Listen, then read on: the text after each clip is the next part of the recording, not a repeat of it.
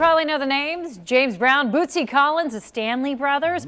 All of them made music at King's Records. But what's being done now to make sure the history of the famed music studio lives on? Well, in tonight's Move Up Cincinnati, where we look at growth and development around the region, 9 on your side's Lisa Smith spoke to the oldest living drummer with the record label and others about efforts to save King's legacy and revitalize the old building.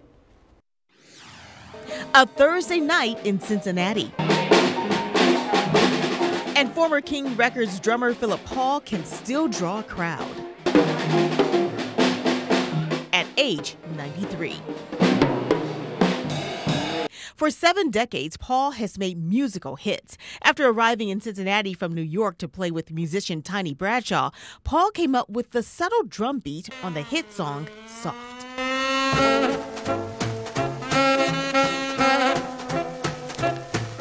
They're called brushes. And you usually play them for quiet things like ballads. I played brushes on the whole album. That album was a hit.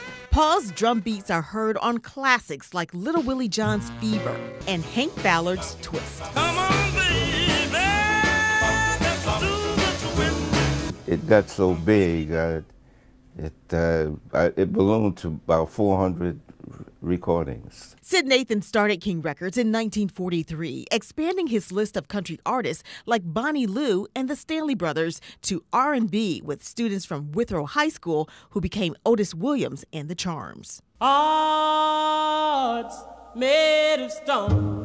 That's the beauty of music. It's a universal language. Kent Butts is Williams' son, and with his dad, he's now holding up the King Records legacy. 99.9% of the people like some type of a sound, and when you collect those sounds together, that's what makes music. The music of King was made in this building here on Brewster Avenue. They did everything here, from recording to packaging. There was not another label in the country that could do that.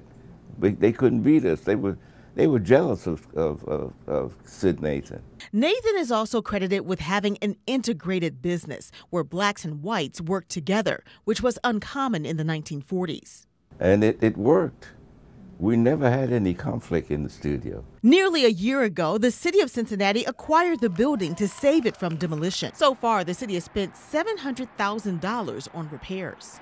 Stabilize the roof, remove hazardous parts of the facility, and so very soon it's going to be stabilized. The next phase is what's going to happen in the building. Evanston is one of 4 groups deciding the fate of King Records. The others are the Cincinnati USA Music Heritage Foundation, King Records Legacy, and the Bootsy Collins Foundation. Our purpose is to unify that situation. Since everybody's been doing good work, let's just unify it. Well-known musical artists have traveled to Cincinnati to pay homage to King artists, and many support efforts to bring the building back to life. Chuck D, we just had a meeting with him. He's super excited, wants to do whatever he can do. Many want the new King to be part museum, part recording studio, part educational facility.